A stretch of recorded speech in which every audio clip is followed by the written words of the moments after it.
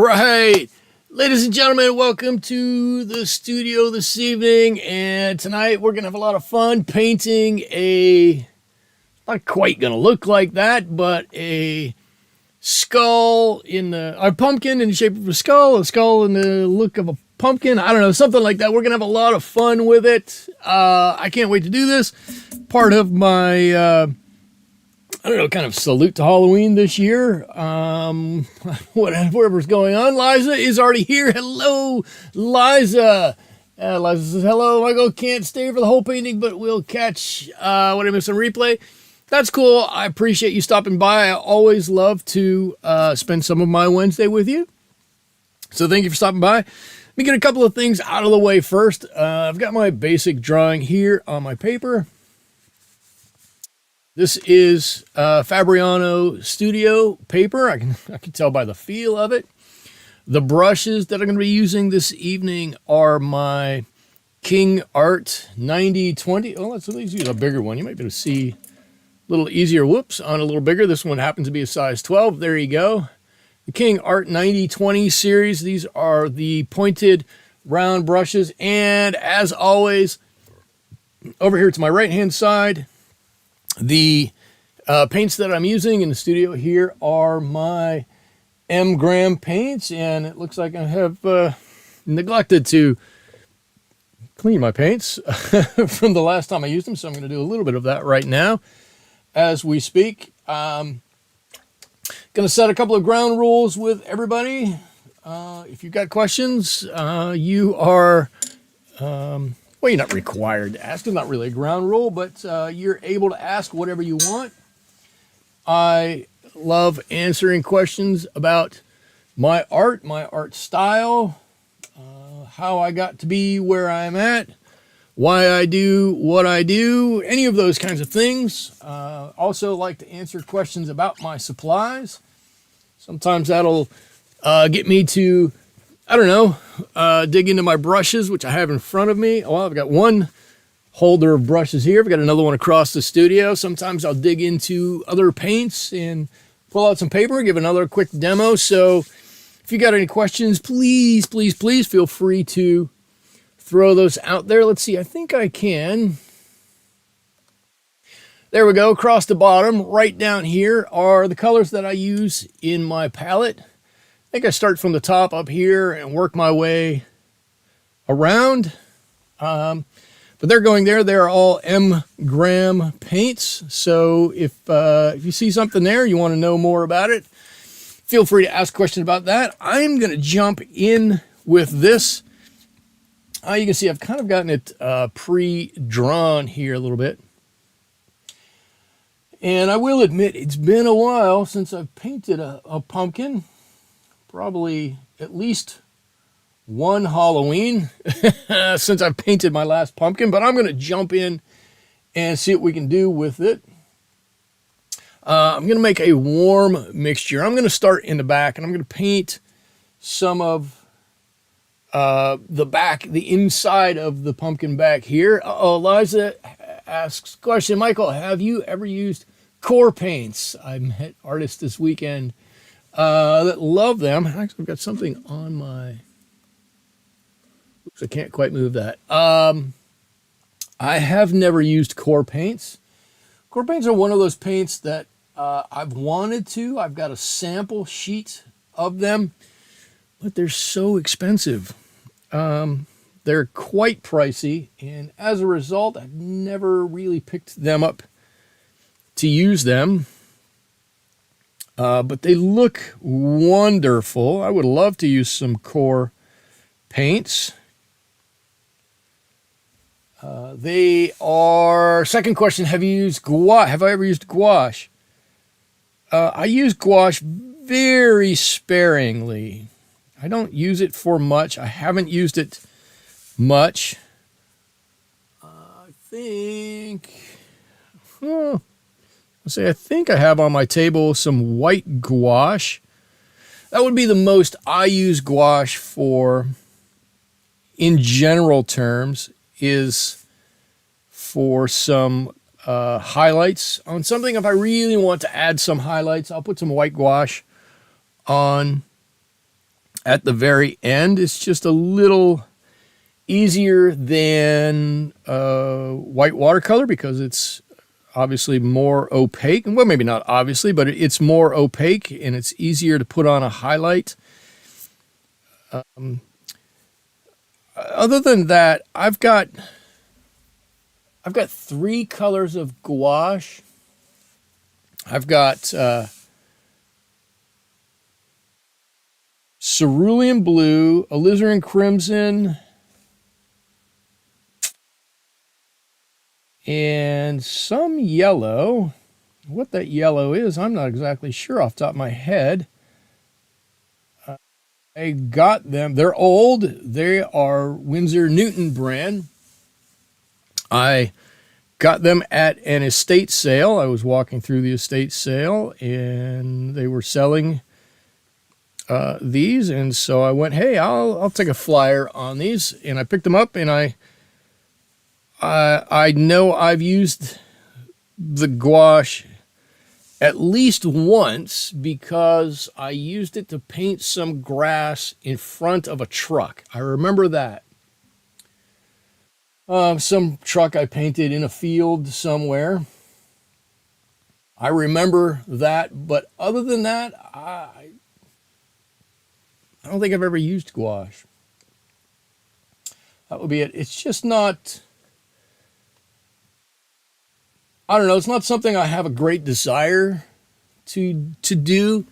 I'm not against it, but I just, I'm not against it. I'm just not for it.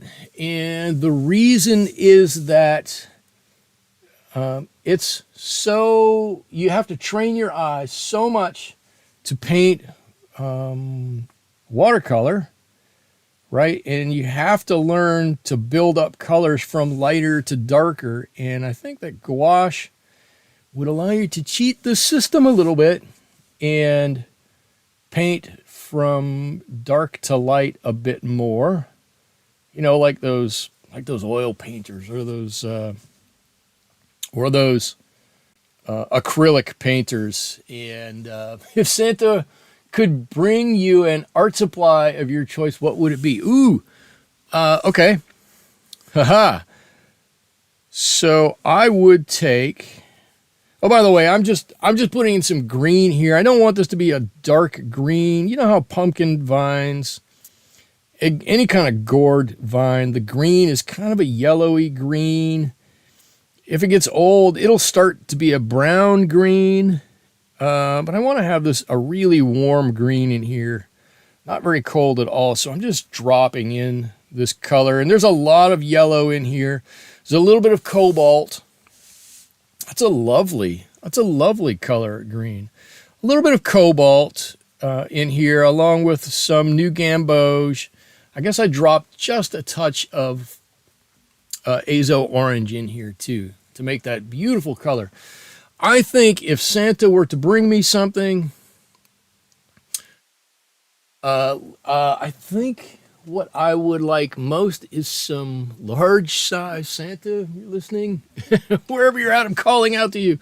Some large size Arches watercolor paper because that would allow me to take that out into the field and do some plein air painting on some really nice watercolor paper. As it is, I have some large watercolor paper, but once it starts to get larger, it gets more expensive, and I've kind of shied away from the really expensive paper for that. So the bigger paper I have is more like this, which is only partial cotton or all wood pulp.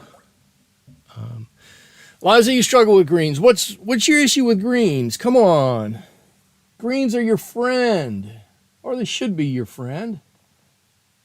Talk to me about the greens. Why are you struggling with greens? Why are you still struggling with greens? Let me ask it that way. That shouldn't be. Oh, shoot. I forgot to do inside of his nose. Give me some of this little lighter color in here. Let's put it in here.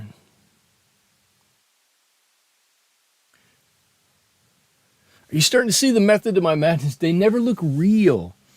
Do they look too... What colors are you... Well, let me ask this. Yeah, this is a better question. What colors are you using to mix your greens, or are you using a certain green out of a tube? Tube. I like to say tube. There we go. Oh, you can totally see his face now. Because I, from time to time, have struggled with greens. If I try to make my own green, and I start with, no matter what I do, if I start with ultramarine blue, none of my greens ever look right. My orange is too red, so you mix it with your blue, and it gets all purpley green. It's a weird green, and my cold yellow doesn't mix with it well. I don't get the right color that I like. So I typically start with phthalo green here in the middle and mix from there, and or start with my cobalt green and then add a yellow to that. I know it kind of cheats the system a little bit. If I have to mix my own green without starting with one of the greens, then I use cobalt blue as my base instead of ultramarine. I just think it makes a better green to me. I'm gonna mix a nice size puddle because we gotta fill this guy's head up with color now. And I know to me it's weird because I just put this yellow down here and I'm putting a yellow right next to it, and the yellow is not much different, but hopefully it's just different enough that we can see, right? Because I want the yellow to be really light inside this guy so that we can see that he's illuminated from in there. I think I got that. And it looks like one of my kids cut his mouth open here because they're all straight lines. I used to really like, my kids don't do carve out pumpkins quite so much anymore, but I used to like doing it. They would, like I said, they would put a lot of straight lines in there and call it good. And I'd spend 10 minutes carving each little section, and I'd have everything all nice and rounded out and have these beautiful areas and whatnot. And then they'd come back and go, no, that's not what I wanted. I wanted a straight line. Oh, it was always funny. It's funny, I don't have one phthalo green in watercolor, but I do in my oils. As you may know, oils are easy for me, watercolor's not. Okay, so I've always proclaimed, I guess I should say it this way, watercolors aren't hard. But they do take a bit of forethought to do a lot in watercolors. They're not hard. We just have to think about them differently. I think what makes oils more easy for you, I'm not going to say they're easy for you. They're probably easier. But what makes oils easier for you is that we learn early on to paint or draw, especially draw, from dark to light, right? If you draw something, I'll bet you draw it on in full color, and then whatever you want to be a little bit lighter, you probably do a bit of erasing to get to that. I just touched my hand in here, like I need to have this upside down for a little bit while longer. You probably erase to get some bit lighter. You might draw a little bit lighter and make a lot of layers on whatever you're doing. But in general, I think we're taught, big, bold, bright colors are better, and then we'll figure out highlights after that. And watercolors, like I said, they're not difficult, but you do have to kind of get your brain around it a little bit, that you've got to figure out that ratio of dark colors to light colors so that you don't trample over your lights too much. You don't start too dark and you don't trample over your lights. And I think that is really what trips people up more than anything else. But once you get that figured out, I'll bet you it's not too much more difficult than oils. Let's see, we got a few extra people who've come into the stream this evening. Liza and I are just having a nice conversation here, so please, anybody who's here, join in. I love to have a talk while I'm painting. That's what makes these live streams fun and interesting. It's not just that I want to be in front of a camera and talk to myself for an hour or so each night. It's that we all get to have a conversation and talk art or painting, or shoot, half the time, and Liza can probably attest to this, if nothing else, half the time we don't even talk painting and watercolors or art necessarily. We just talk whatever's going on in people's lives, and we just go on with that, and where it intersects with art, we talk about that. So please, anybody who's here and you got a question about anything, throw it out there. Like I said, I'm usually pretty nice, pretty easy to talk to about things.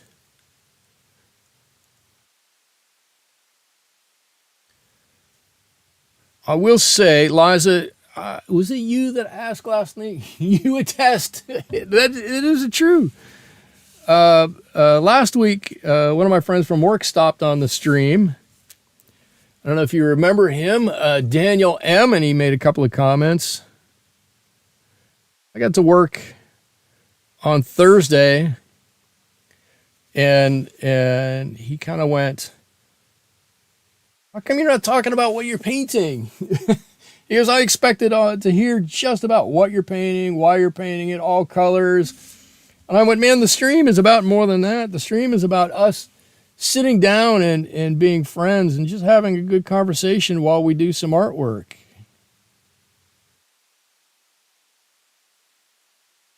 I don't think he quite understood the concept. Oh, I should have used a larger brush for this first layer. Susie Moon is here. Hello. Oh, so you like lemon yellow and indigo for greens. Indigo. All right, I'm going to have to try that. Indigo has a lot of blue in it. It's fairly gray blue, right? I'm trying to remember indigo. The only indigo I have is in my Holbein paint set. There we go. Layer number 1 on. Now, okay, so we're all done with layer number 1. You're going to try her green recipe. I'm going to try her green recipe. I might try her green recipe. Uh-oh. Give me 1 second. I'm going to try it out right now.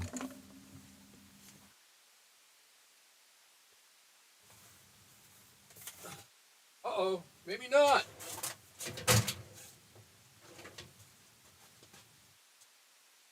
That's not the right set.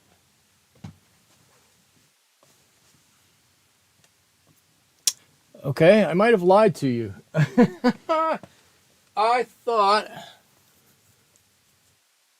I had that paint set right here that has... Give me 1 more second.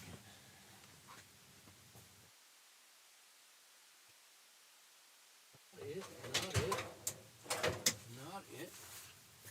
Ah, okay. I've got so many paint sets around here. I do. I do have a ton of paint. Let's see. This one, indigo and lemon yellow in this one. Okay, cool. These are my Holbein paint sets. I will admit, I'm a bit of a snob when it comes to a couple of things. my paints, obviously, and my brushes.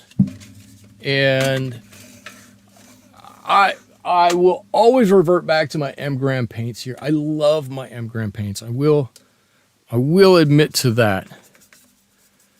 But I do continually experiment with other paints and other stuff. Let's see, this one's indigo. And so over the years, I've just a touch of indigo. Okay, just a touch. That's just a touch. Oh, you can't even see it. Whoops. That's just a touch of indigo. This one is lemon yellow. Like twice as much lemon yellow, 3 times as much. A big bit of lemon yellow. There's our green.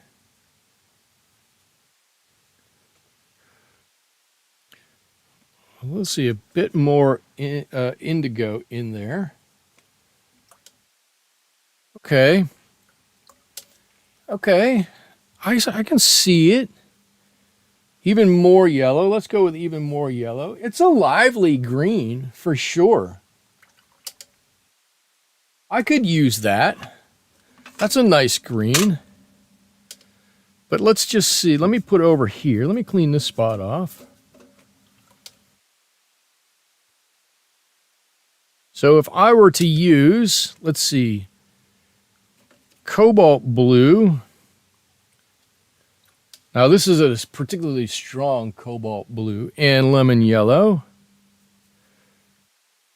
Look at this green. Oh, that's like fluorescent green. That's too much. That's too bright. I'm going to do one more test on here. I hope you guys can see this. Where's my cobalt blue here? You'll see this is a totally different cobalt blue. Not nearly so bright. And then a little bit of this lemon yellow, a cold yellow. And it makes a lovely green. Look at, like, that's a nice vine green. Let me get these a little closer. Can you see those? So this is Susie's green, and it's quite nice. Actually, the more it's drying up, I like this. This is how I would make it. Cobalt and a cold yellow, and it's pretty bright here, but on the M-Gram set, look, it's much more subdued. But that's nice too. That's nice. There will be a lot of places I would use that green. That's a nice green. Okay. Now, let me set these aside. Susie, thank you. I love the little side demos. Cobalt blue is good too. Yeah, thank you. It's a spring green, right? I need some red. Could use a little bit of red. Totally could use a little bit of red in there. Okay, I'm going to grab a brush here again, and I'm just feeling, and this head there isn't quite dry yet. So I'm going to go back into my green over here. Now, this is where lots of times I'll just kind of get a little lazy. I'll be honest with you. And I will grab some of my olive green and throw it in here just to tone it down a little bit. That olive green it's wonderful green. I want it a little warmer than this. There we go. And I'm going to put a kind of a second layer on. It's too much paint on part of this over here. It might be a little too bright still too. Oh, you know what green I have on my palette that I have hardly ever used? Azo green. Have you guys ever used Azo green? Azo green is a crazy green that just pumps up the brightness of green. That's the only thing I can figure out that it does, really, is it pumps up the brightness of other greens. I think if you use Daniel Smith's set, it's called Nickel Azo Green or Green Gold. It's just this weird green that it is kind of a goldish green. See, I'm going to put some, while I'm here, I'm going to make sure I get a little bit of darkness in here somewhere. And this is just straight olive green. It's just going to bring this color down a little bit. And then I'll show you my nickel azo green if you want to see it. Right, and because none of these vines are completely smooth, I'm going to drop a little extra color in here. A little something on this side to kind of make it dimensional. Winsor Newton Green Gold is very yellow.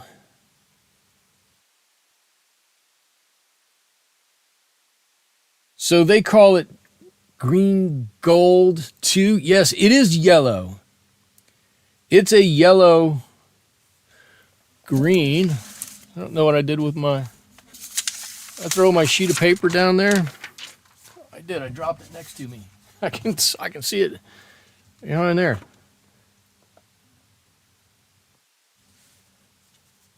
Look at it. It's just this. I put it on here because it is a nice color, but it like heightens when you put it on top of something. It's going to heighten whatever you've done there. Let's see, and I'm going to mix in while I'm here and while I have a wet area. Just going to drop in a little bit of brown here and there, right?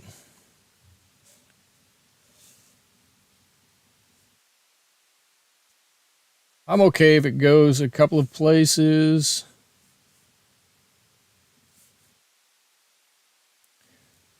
It's okay to run a little bit. It's brown, it's old, it's aging, it's bright. You're right, Susie. It is bright.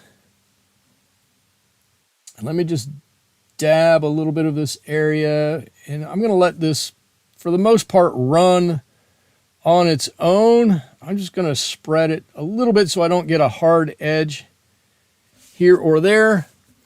And then we're going to be, for the most part, I don't know, we might come back and do a little bit with there. There you go. There's our... we're going to come back and do a little bit more, but there's our stem. There's our basic stem. Yeah, and as it's drying, look, it just stays so bright. If I mix that with, let's do this. Here's normal cobalt. Let's put some cobalt with this nickel.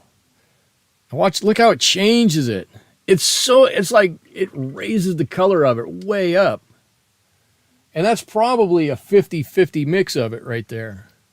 It's just like, it's going to be poof, so much brighter. And now I'm going to take it off my palette. There we go. All right. And I'm going to come back to my orange here. And my orange is just a mixture of all of the yellows that I have here, right? I can add a little bit of red to it if I need to. I'm going to kind of hold off, and if I need to make it warmer or bright, even warmer, I guess, or brighter, I'll do it with a glaze of red at the end. But I want to start getting in some of the shading for this. And I've kind of drawn in this weird jawline on here. And then this is going to go up kind of the back of the head over here. could put a little bit of dark in here because this is probably one of the darkest areas of the pumpkin over here.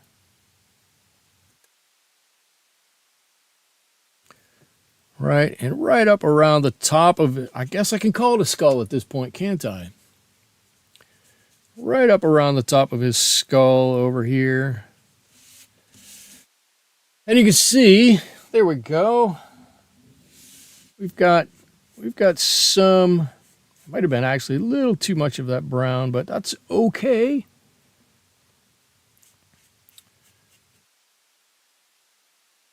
Got some darkness on him starting. I'm going to put a little bit back here.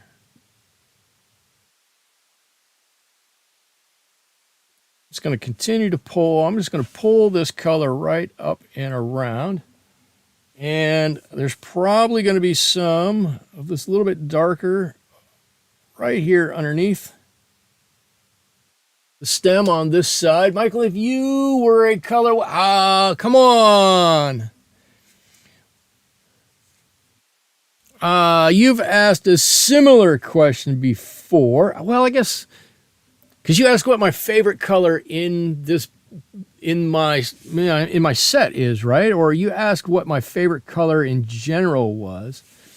So the question is, would I choose a color that's different than my favorite color? I see where you're going. I see what you're trying to do here. Let's see.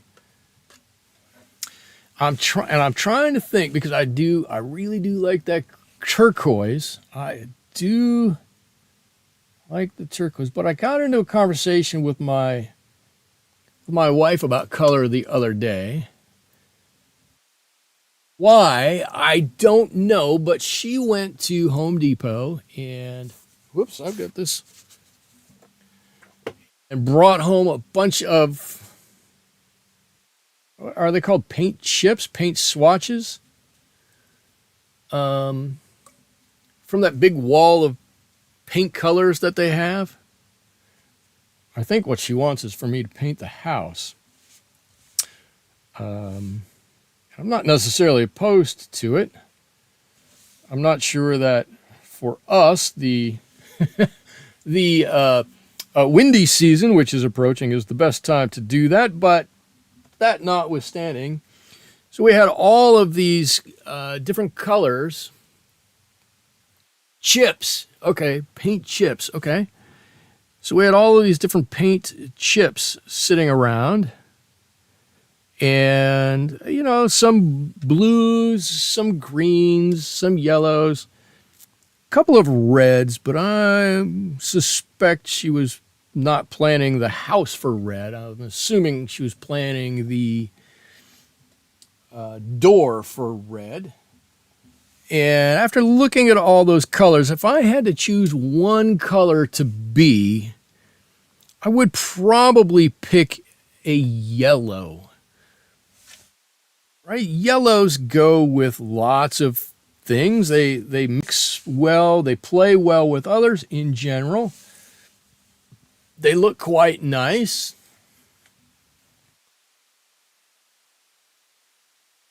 Something other than a yellow. I do like the turquoise, but I have to think if I were turquoise forever, would I get tired of turquoise? And the answer might be yes. I might want a bit of a different color. Oh, look, we're getting some pumpkin-y, some pumpkininess down here. Right? It's kind of looks like it's got, I don't know. How does a pumpkin grow? I don't know. It's got lobes, right? They're not lobes, but they look kind of like lobes. It's got lobes. We've developed lobes on our pumpkin. That doesn't sound right.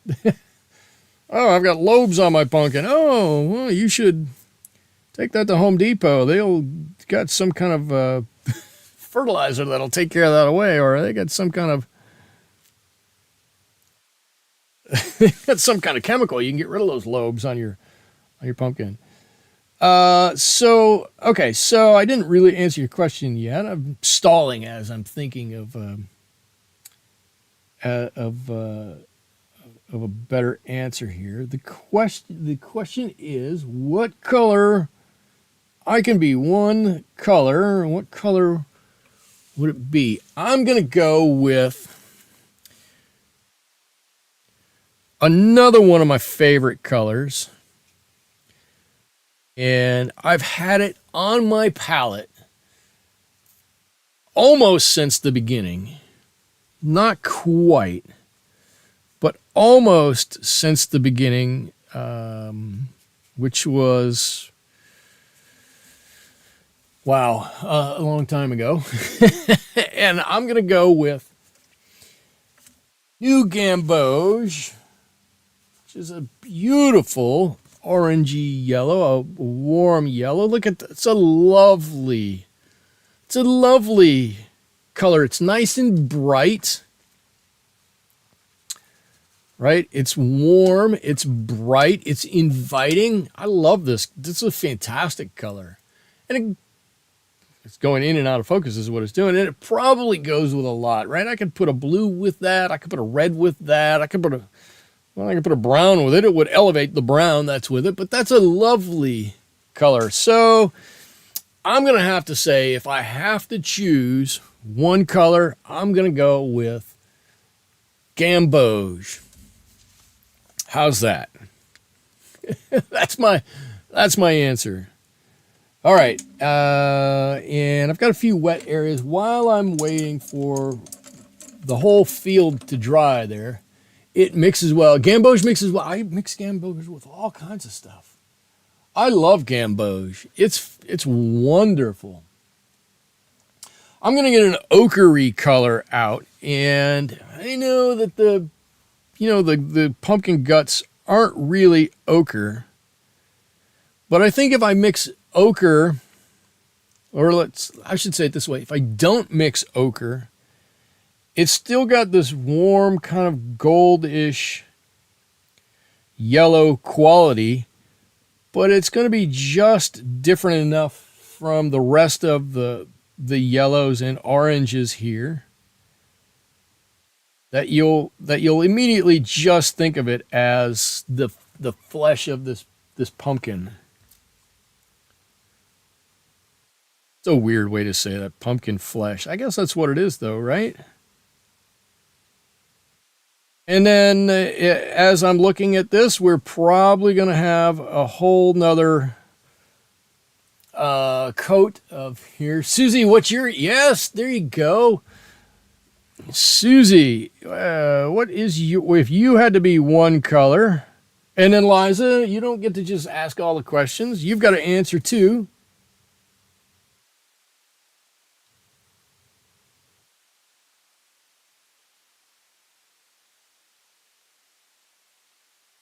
I think all this was easier before I decided it would be cooler to paint in more lighter layers. I think the paintings always come out better if you do more layers of paint. Maybe not always, but because sometimes you have missed brush strokes and it goes in an area you don't want it, whatnot. But in general, I think it always turns out better when you can start building up layer upon layer upon layer, but it takes a little while longer to do. But that's okay.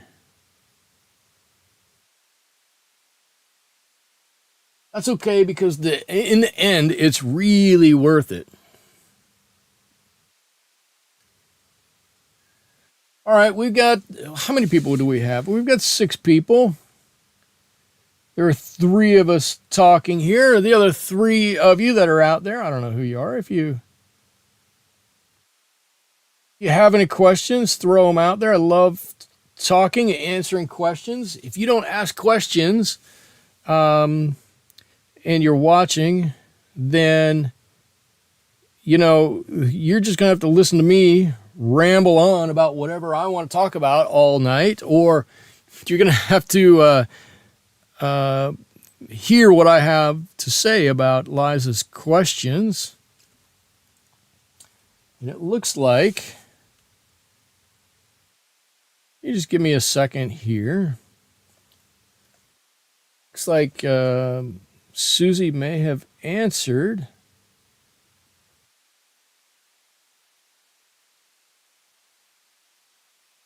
Okay, all right, there he is. Oh yeah, we definitely need to darken this up a little bit. I'd be green, a warm green. Let's see. Liza, I'm afraid of blue and pink. You're a dyad gal. Interesting. Okay, those are the colors I use the most because I love them. Susie, be a warm green. I'm not gonna say. I'll never say anything bad about green. I love greens. Greens are wonderful color. There's so many wonderful greens. Shoot, if green wasn't so good, Kermit the Frog wouldn't have sung a song about it, right? I don't know why that just popped into my head. I just know it's not easy being green. That's what I'm trying to say to you.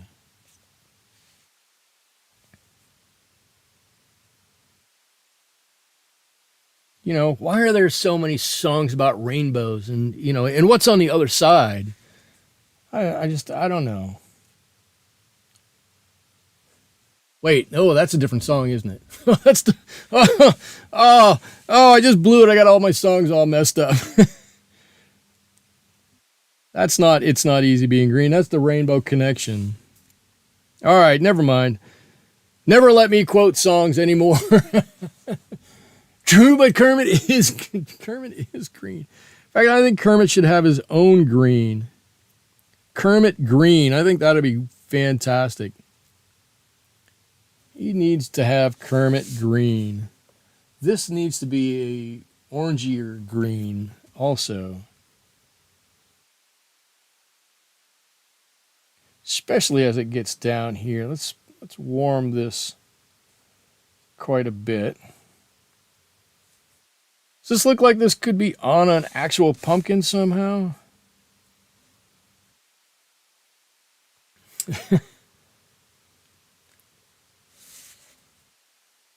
Half the pumpkins I ever have gotten, I think, have had these weirdo stems on them. You can't use them to pull the top off your pumpkin. Oh, this one doesn't have a cut. Oh well, whatever. You can't use it because if you pull too hard on it, it's gonna pull right off of the whole pumpkin or whatnot. I don't know.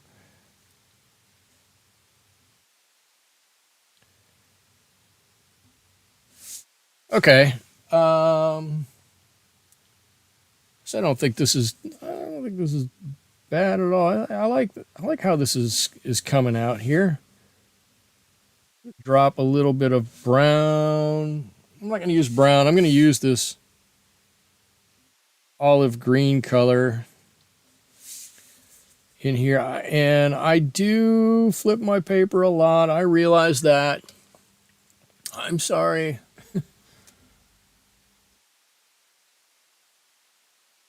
Loose. Oh, Liza, you're saying I had to read that a second time, because you're a green struggler. Greens don't come easy for you. Pinks are easier.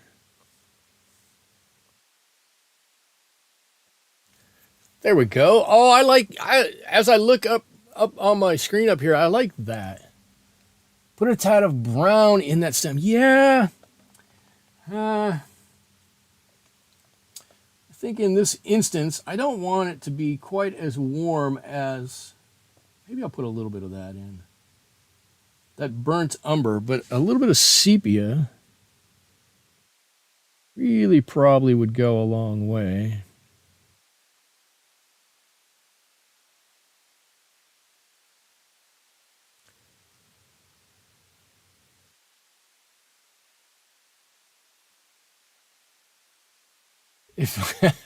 Liza, it's funny how our brains work.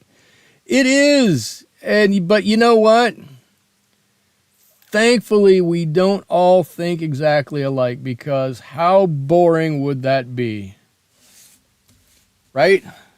Thankfully, we all have differences, and those differences are what make us unique and interesting to everybody else. And so, thankfully, we have some of those differences. There we go. Ooh, that looks good. Look at, see if I can get that so there's not so much of a glare on it. That looks pretty good. I like the way that's coming out. Okay, this is still a little wet, but after having seen, I'm going to turn my colors off here. Uh-oh, that's not the right one. That's the right one. After having seen how light this really dried, we definitely need to put a glaze on all of this. So let's make up a nice glaze, and I'm going to add a little bit of red in here. The red I'm going to add is Pyro Red, and you're going to see Pyro Red is going to turn into fireworks here.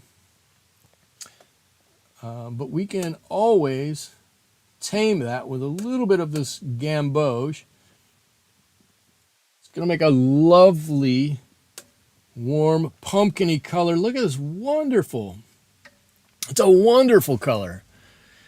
And then we're going to go over all of this. That is a nice color. I'm a little reluctant to use too much of the azo orange, because azo orange is such a bright color. Look how bright that is. Even if we spin that out, that's really a bright orange. And pumpkins aren't. Well, I guess some might be like that. Does Pyro Red have more orange in it? Pyro Red does not have any orange in it. Pyro Red has none. Oh, if I could get my card. This Pyro Red has one pigment in it. And it is pigment red 125? No, Pyro Red is pigment red 254. And that's it. It's a warm, it's like a flaming hot red. If you were to paint a fire truck, you would use Pyro Red for it. That's the red that Pyro Red is. But you can always tone it down with a little gamboge, or because it's so hot, because it's so warm, a cold yellow would tone it down a little bit. You haven't used your Pyro in forever, so you can't remember. I get it. I've got a few colors on my palette that I don't think most people would have on their palette in a normal kind of a go-round. And I'm okay having them on there because, well, one, because I put the palette together, but because I wanted a specific group of colors on my palette when I put them together. Specifically, I wanted a warm red and a cold red, and I wanted the warmest of each color I could get and the coldest of each color I could get. And so I tried to add those on accordingly, and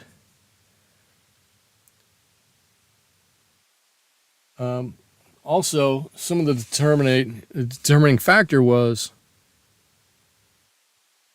what my local art shop had on hand. Right? That's always a determining factor for everybody.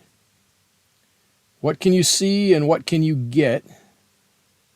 And my local art shop had Pyro Red, and I looked at it and I didn't try it out. I looked at it and picked it up and looked at the ring around the tube, and I looked at the spec sheet that M. Graham has out there and liked it and decided, I think I'm going to give that a shot. And so I went with it, and it is by far the warmest red I have. And you know what? I've come to really like it. It works somehow. Amongst all of my other colors that I have on here. Some of the colors I have on there, I put on there because they're impressionist colors. Is there a color you never use? If so, what is it? Is there a color that I never use that I currently own? Yes, there are lots. I have a lot of paint that I've collected over the years.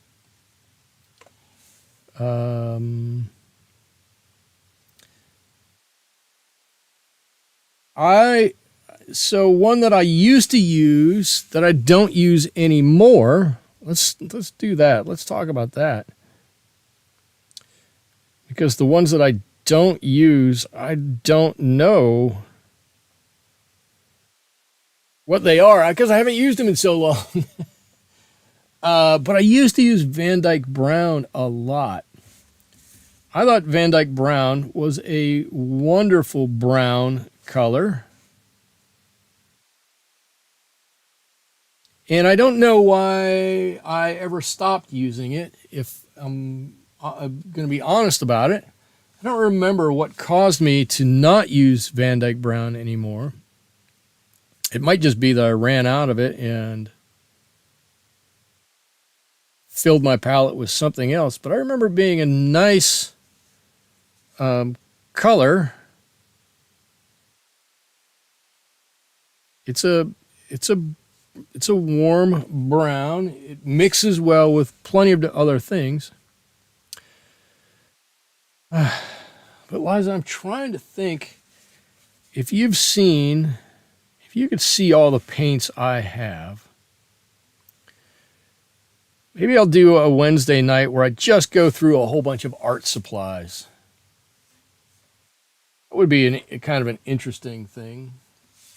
I'll just open up my drawers and my art cabinet over here, and we'll take a look at what's over there, and people can ask questions. I have a Sennelier Aqua that just sits there. I've got, I don't know how many Sennelier, however you pronounce it, colors that I've got that just I haven't used. I've got them all divided up. Well, not all of them. I've got most of them divided up. Okay, so now he's looking much more pumpkin-y. Right? Oh, much more pumpkin-y.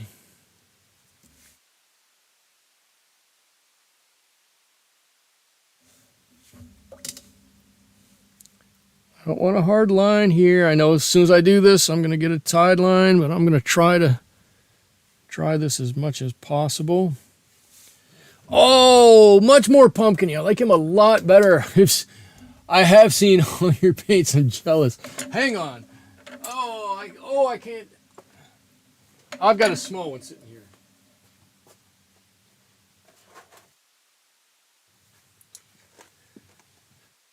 Let's see. Oh, these are mostly my whole bind paints. I've got some stuff on top of my cabinet. I can't get into it. Antwerp Blue. It's a lovely color. I don't know when I would ever use it though. It's kind of like an anthro quarine blue, an anthro blue. These are all my whole binds that go in that set. Oh, here's a burnt sienna from. Oh, that's whole bind. Oh, this must be all. Oh, if this is all whole binds, what are those two? Oh, here's a color. All right, done. Here you go. Vidiian.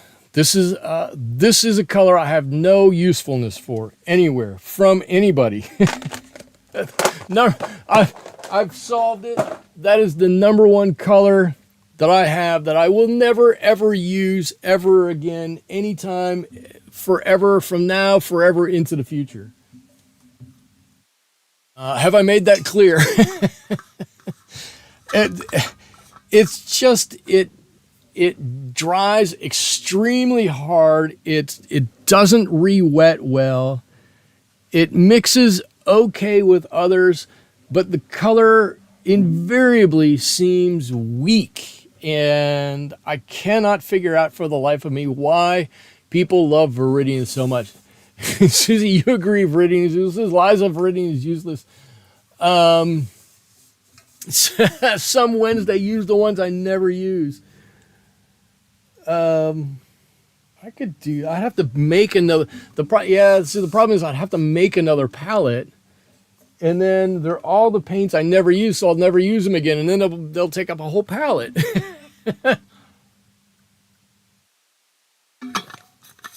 That's my problem. Okay, hang on. I need a little drink of water. And then I'm gonna do this. So you know what my issue with Vidiian is. What are your issues with Vidiian?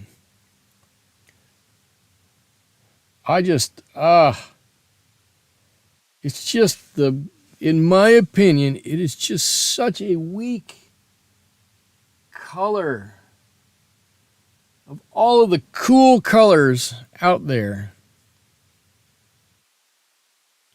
Why Vidiian? Why anybody uses it, I don't know. You're laughing at me. I told you I'm a bit of a snob when it comes to some colors. I'm not going to hold back. I'm sure people use it, and I'm sure people love it. It's just not for me. All right, I'm trying to do this kind of a little wet in wet. Right, that's like the back of the pumpkin, way back there, behind. So that we're looking through. Actually, I can't do it right now. What would probably even actually go well on there is just the smallest amount, the very small amount of blue, like the lightest glaze of blue. I know it sounds funny because why would you put blue inside there? But it's going to push that way, just even a fraction of it. It's going to push that way back inside there.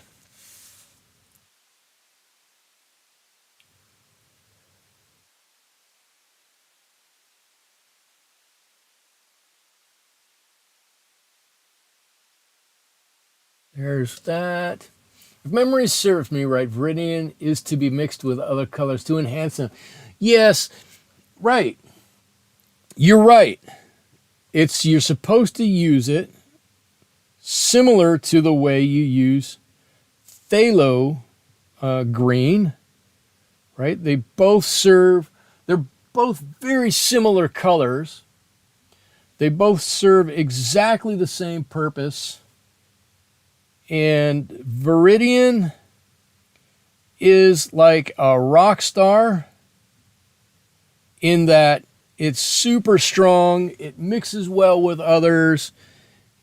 A little will do you. You don't have to have it on your palette or you don't have to have a lot of it on your palette. It'll stay there. It re-wets nicely. And then there's Vidiian, which is everything that's not that. Not that I'm jaded about it. not that I have anything against it. I just have everything against it. Somebody's going to leave a comment on this video. Vidiian is my favorite color. I can't believe you're bashing Vidiian, blah, blah, blah. I'm sorry, anybody who likes Vidiian. It's just not for me. I'm sure you do fine with it. It's just, you could be doing better.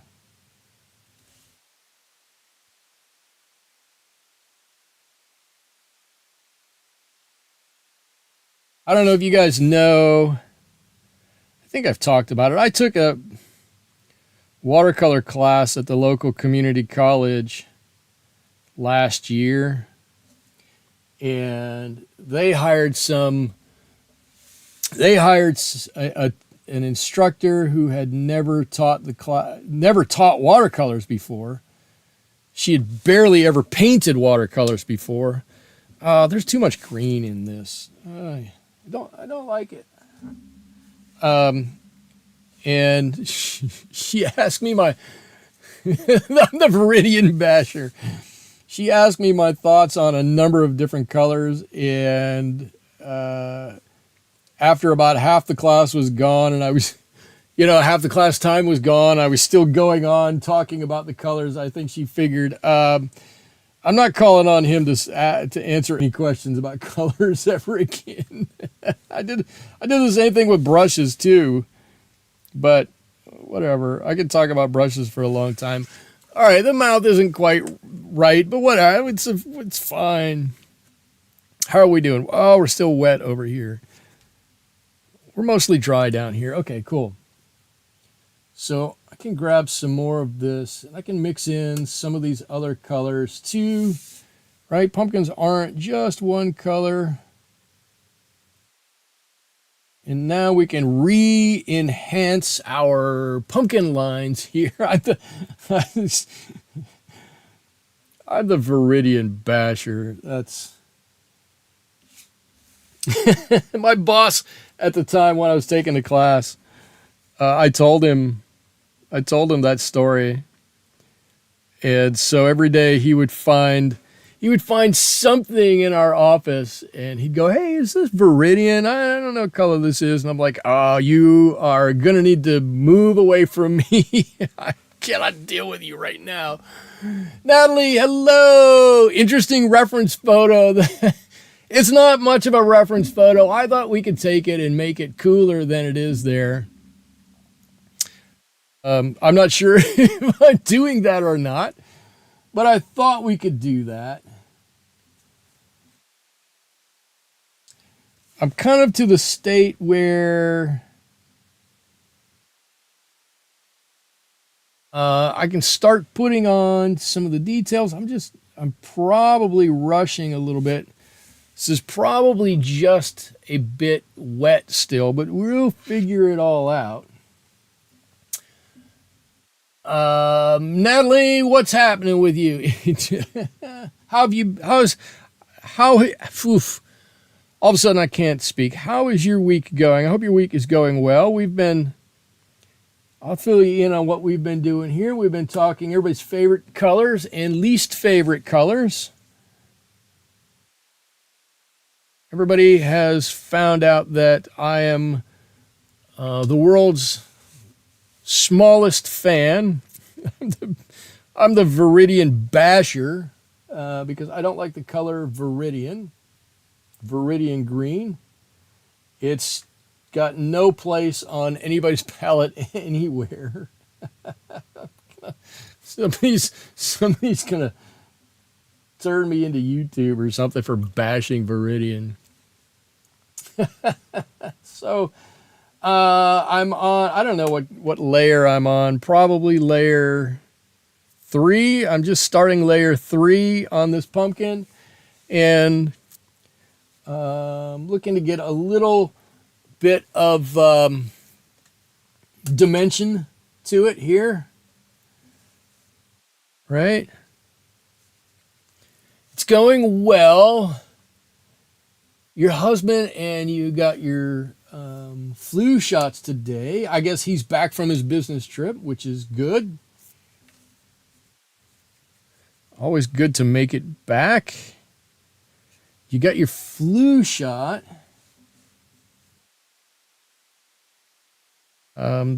So I don't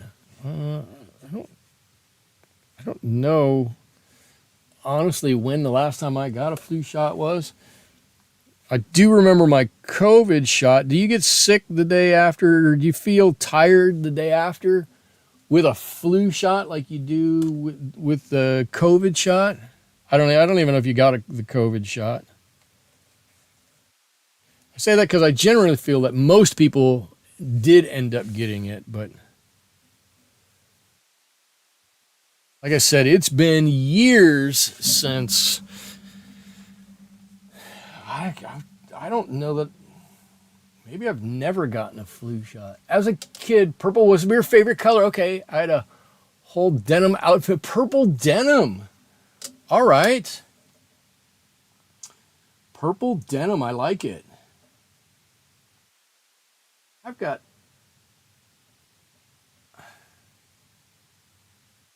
some giant hairs in my... That's a terrible thing to discover. I've got some giant hairs. You're here because I make the colors come to life. I'm like the oh no, I was gonna say I'm like the Sammy Davis Jr. of color now. He was the candy man. He could make candy come to life. I don't know. All right, that's the second failed song reference of the evening for me. I'm done. I'm over my quota. I'm just going to stop with the song references. I'm obviously not very good at it. Let's see. Last year, neither shot bothered me at all. Some years I feel a bit down after the flu shot. Not lately, though. I have... you have asthma, and so you're diligent about your vaccines. Okay, that's good to know. I'm glad it's not gonna knock you out for a day. I know that my COVID shot really did knock me out for at least for a full day. Holy cow! I got my shot. I went to work. I got up the next day and I went, I cannot go to work. It is not going to work. Natalie writes, I had a purple maxi coat. Wow. I don't even know what a maxi coat is, to tell you the truth. Sounds interesting, though. Okay, so I'm looking at this guy. Got a little splatter down here. And he's actually starting to look better, right? As I'm stepping back to take a look, and I'm actually looking up there as I'm looking at it. We've got our jawline defined here. This is going to have to be darker back here. I want this jaw to pop out more. Right? I want it to come off the page more. So we're going to have to make this darker yet. Maxi means to the floor. Okay, cool. We're going to Denver to see our grandsons and his parents for the weekend. Okay. Also for a Peter Gabriel concert. All right. So you're going to be a sledgehammer? I want to be... Sledgehammer. I heard that song the other day. It made me giggle. So this is going to have to be darker back here. I think we can get away with making, because I like the darkness up here. I think this is pretty good. We'll see this little bump right here. We'll take that and bring that down like I did with these lines here. To make the, what do you call it? A pumpkin bulge? Pumpkin, I don't even know what it's called. Between the pumpkin lobes, is that a thing? I don't even know if that's a thing. I can't even think anymore. And then we'll take this one and extend it up to here, and this one kind of comes over here and goes up, so we'll kind of accentuate that a little bit and do a little bit with this one, and then we're going to be pretty much done, right? We don't have that much more to go on here. I do like the glowing on the inside here. I might put In fact, I think we probably should put another layer of this ochre color on here to differentiate the eyes. Let's do that right now while we're waiting for the field here to dry. 2 trips for one to justify the concert. I went to see, it's not really a concert, but I was at a concert last weekend. Give your regards to Peter Gabriel. I went to, so I think everybody who's watched me for a while knows I work at a university, and one of the things we have on our campus is a concert hall, right? It's called the Performing Arts Center. We call it the PAC. And I happen to know a bunch of the people who work there. And back in my college days, my actual college days when I was attending class, one of my roommates was a huge classical music fan, and he turned me on to Sergei Rachmaninoff. And so our local symphony orchestra was playing at the PAC, and they were playing a tribute to Sergei Rachmaninoff. And so I was lucky enough to go with, it's not a very big pavilion or stadium or whatnot. It's not a stadium. It's not a very big place.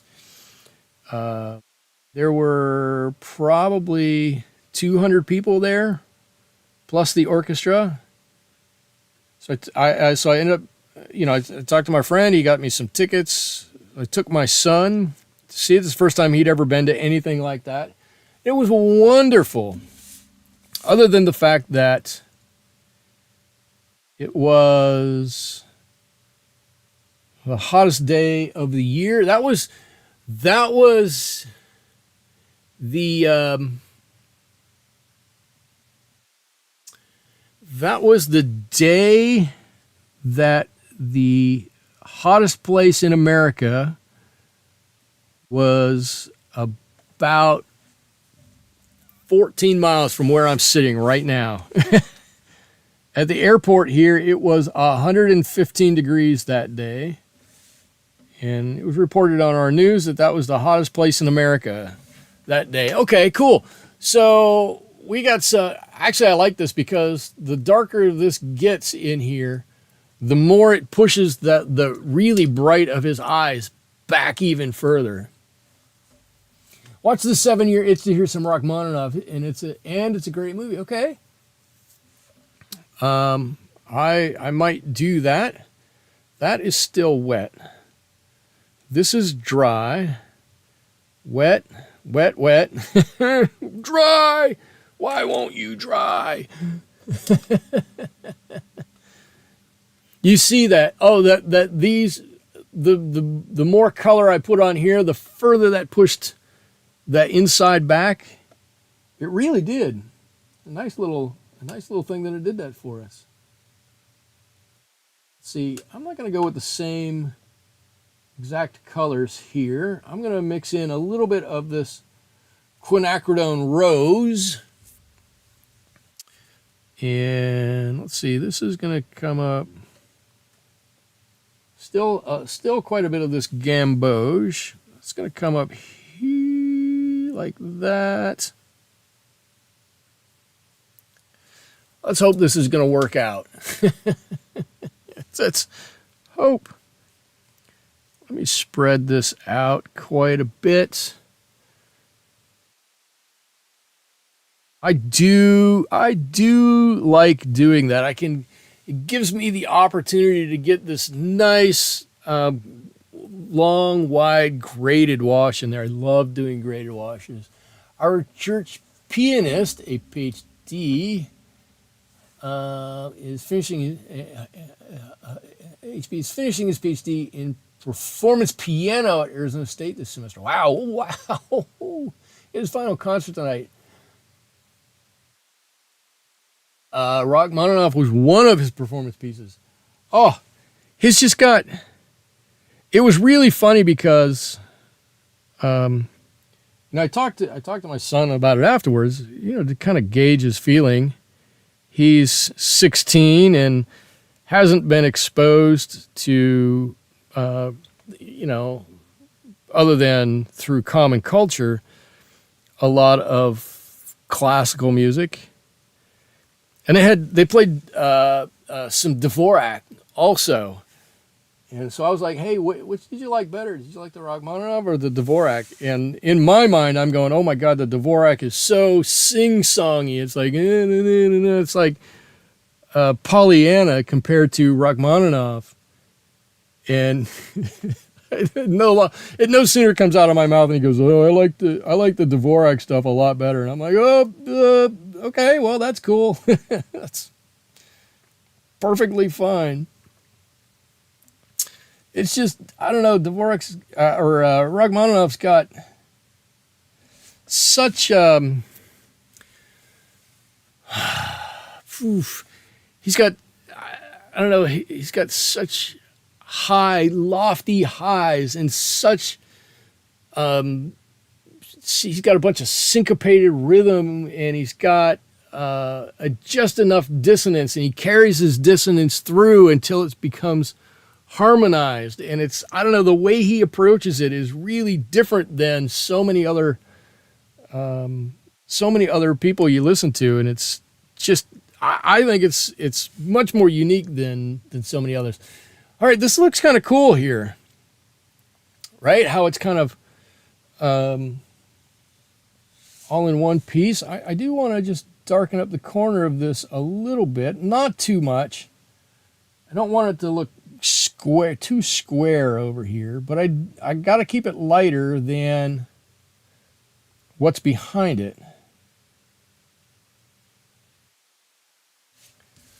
Does that look any better? Maybe a little bit. Let's do a little bit more of that. And again, I'm just grabbing some of these yellows and oranges. Throwing in just a touch of red in here. If I just do everything orange, right? We all think pumpkins are orange, and so we're going to do orange. But, if you just do oranges, then it's going to literally look like an orange when we're done. And I don't want it to look like an orange. Oh, that's a little better. Ooh, I like that a little better. You know what I'm going to do, though? I'm going to drag that all the way across. I'm trying to not to get my hands on here. And I've got to limit myself with my azo orange because it's such a strong color.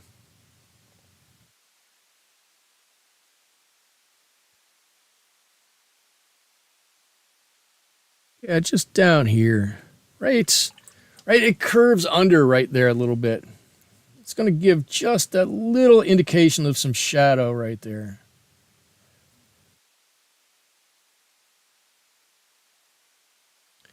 I'm hoping that we're going to notice that when it's all said and done. Now I've got a little line there. I don't want that little line. I like this jawline here. I think that's turned out pretty cool. Now, if we can continue that up the rest of this guy, I think we'll be on to something. Is this dry enough over here? No, it's not. Let's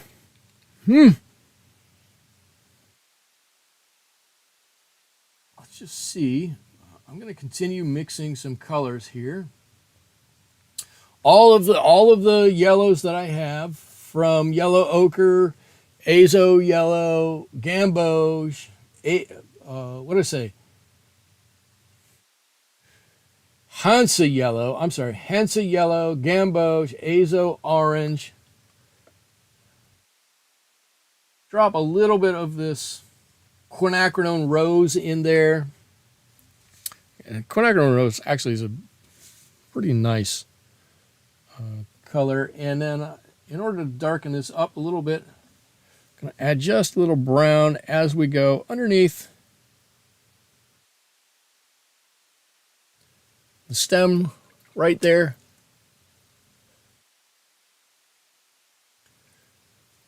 Ooh.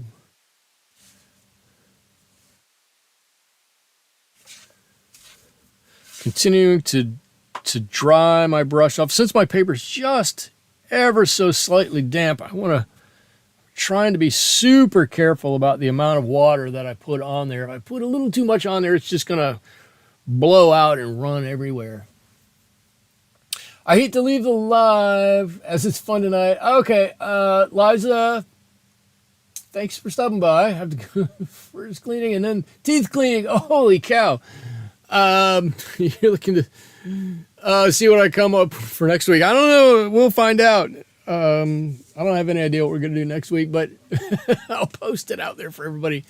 So thank you so much for stopping by. I'm glad you are here. You helped to make my Wednesday night super enjoyable. So thank you for that. Natalie and Susie and I will carry on. It's okay.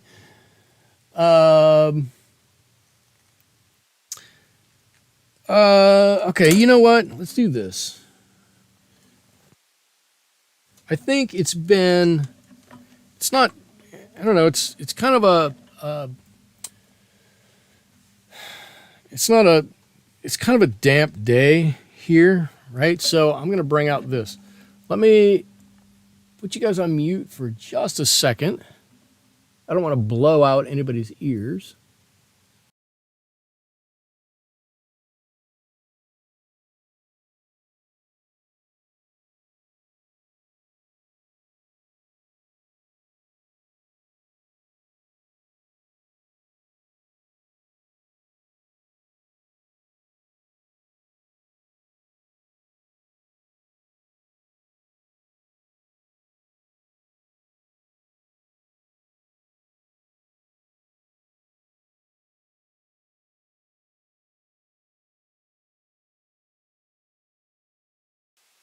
All right, that might be just enough to get this going on down the road. So first thing I'm going to do is accentuate this jawline. In case you have this blow dryer. That's my $2 special I got at the thrift store here somewhere. It's been wonderful for I don't know how many years. I've had no problems with it at all.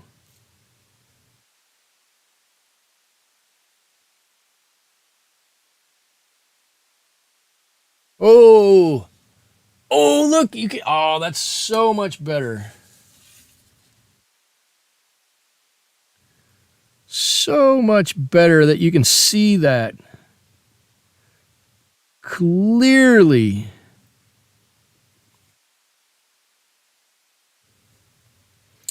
So now I'm going to take and I'm just going to,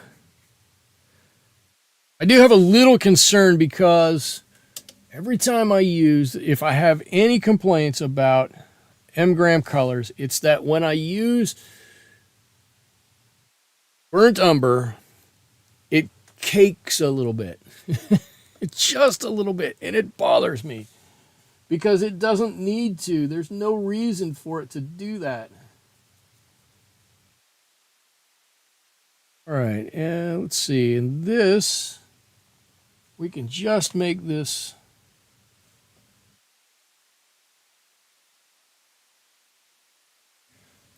Is that even? Can you even see that? Let's give it just right at the top. Ooh, a little dark. I think that'll do it. And then we can really blend this down. If you want to be really precise about your blending, you can blend back up into wherever you're going. Oh, you can kind of see that now. Okay, cool. Uh-oh. Liza, my thrift stores are too expensive. Yeah, they are. They've gotten really expensive. I just buy food and fingers crossed I can afford heat. You're grateful you're stocked up on art supplies before because you can't afford them now. Everything has gotten super expensive. That's really distressing. Everywhere it's gotten expensive. And I know price of things goes up all the time, but boy, it seems over the last couple of years, the price of everything has gone up a lot everywhere. And it makes it hard to get by. It makes it hard to get by. Luckily, when I got reorged into a different department at work, they did a wage and salary study and went, Mr. Salmon, we see that you've been underpaid for the past, I don't know, whatever it was, 12 years, some such thing as that. So we're going to bump your pay up. I think they bumped it by about 30%, which was wonderful.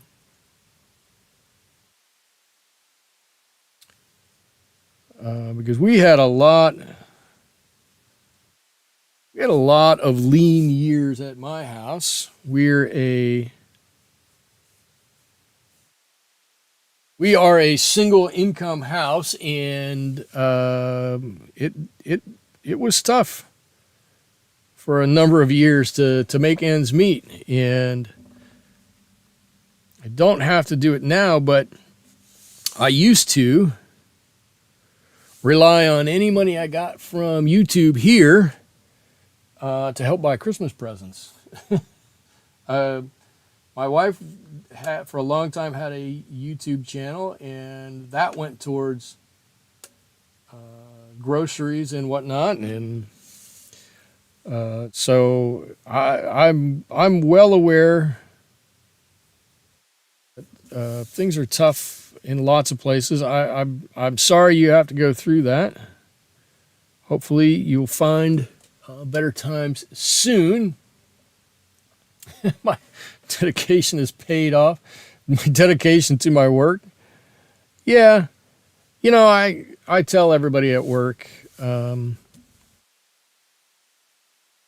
if it was 20 years ago or 30 years ago or whatever, if I was younger, I wouldn't have stayed around at my work.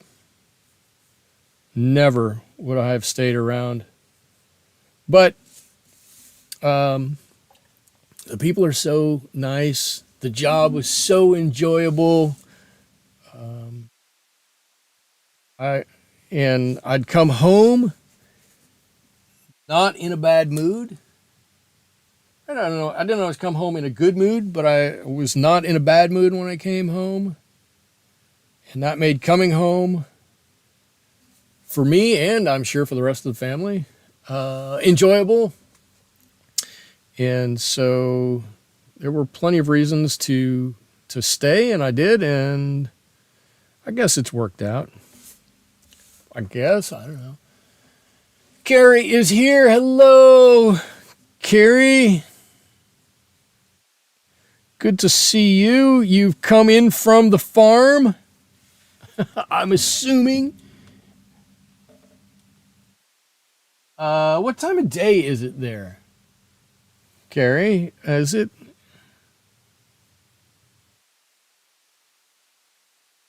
This is going to look funny. Is it early morning, late morning, early evening? So you're so far away. It kind of looks weird. And that's okay. It's a weird painting.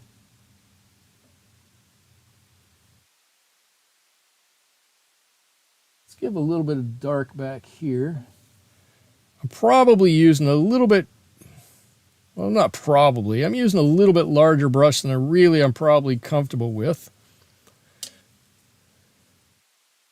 I just happen to have it in my hand. 3 p.m. So, okay, so mid-afternoon. All right. So it's not that late. I got to tell you, I think it looks, I actually think it looks pretty cool. I don't know what you guys think of it. I think it looks, I think it actually looks pretty neat. I'm going to try. No, I'm not. You know what? I was going to make one more line here to connect up to there. Ooh, I think I should. You have a friend who just flew into New Zealand. Holy cow. I would love to go to New Zealand. New Zealand is such a interesting looking place. I don't know how it is to go to, but it just looks so cool. Carrie, I would love to go to Australia too.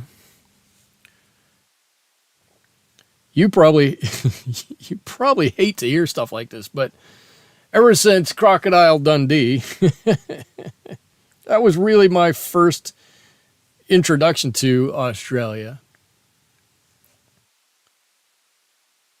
I've wanted to go to Australia. I just think it looks like such a strange and interesting place. I don't even know if that makes a difference. You can kind of see it there. 3 p.m. Wednesday or Thursday? Oh, yeah, that's a good question.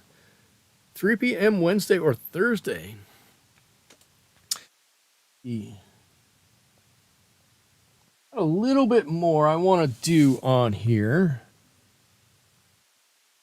I want to give a little bit more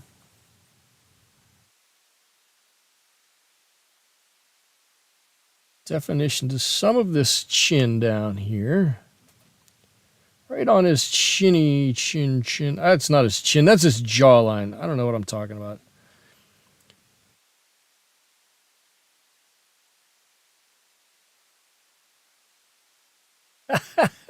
I can't help but laugh. It's pretty hysterical.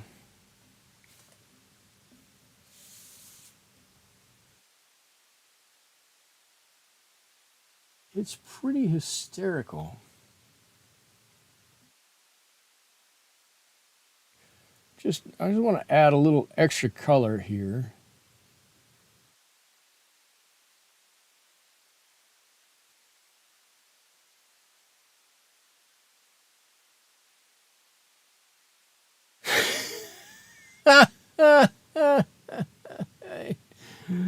Thursday. Oh, it's Thursday there already. Oh, I'm coming to where you're at. That means my week would be almost over if I go there.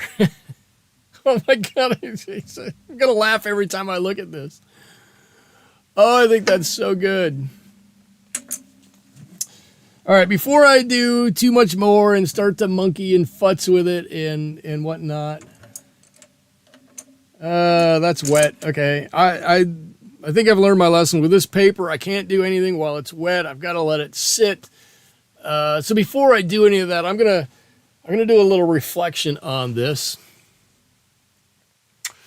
And I'll make the same confession now that I did at the beginning of this. I haven't really painted a pumpkin in a long time. And I wasn't really sure how this whole thing was going to work out.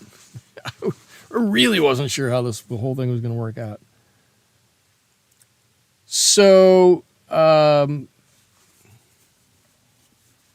was going to do a little highlight right there, and I don't think it's going to work. I was going to do a bit of a highlight. I'm going to try it. All right, let's see what's going to happen. I'll leave that water sit on there a little bit longer. I'm probably going to screw the whole thing up right now, but that's okay. We can always get it right back. So I wasn't exactly sure how to paint a pumpkin.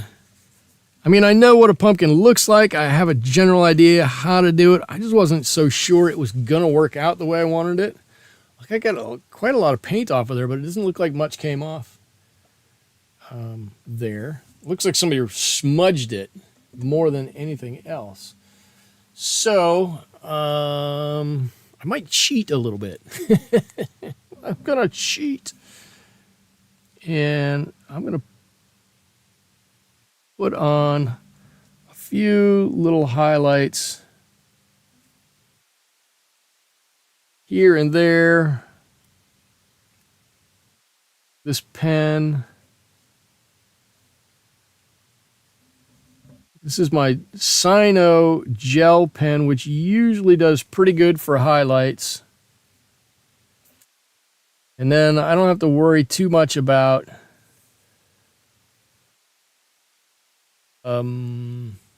being too, precise with a bit of a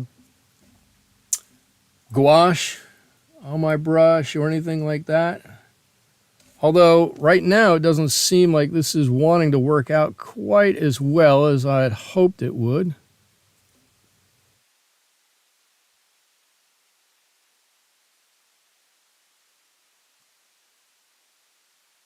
Yeah, I'm definitely not enthused about the way this is going on. Come on, Sino gel pen marker. So I wasn't exactly sure how to paint a pumpkin with all of the different oranges and yellows that go into it. I wasn't exactly sure about the shape, how it would turn out. But after I started with it and I saw that I wanted to make sure this part stood out and made this so dark back here, much darker. I actually love the way that this looks. Like this has grown out. This is some protuberance that has grown out of the pumpkin. I think that looks pretty cool. And I love that it's darker way back here. It's got some darkness on this side, which does lend it to looking round. I didn't necessarily plan this, but I love this dark line right up here.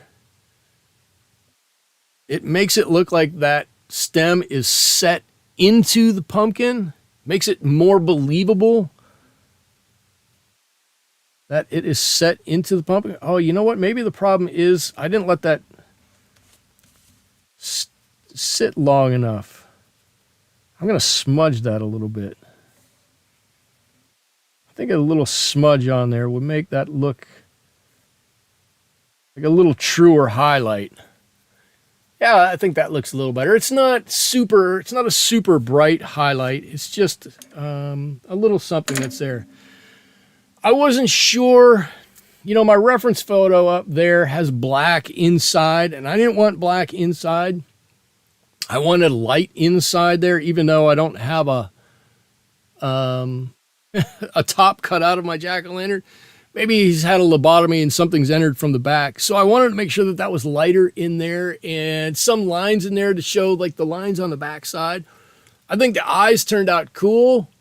And it definitely looks like they're set back inside there. So I'm super excited about that. Let's see. Natalie, I would try to glaze in a little yellow on the highlights or go over with a yellow pencil. It's looking pretty cool. Okay. Susie, I like your painting. The colors are great. Thank you. A little yellow. I could work. I'm a little concerned that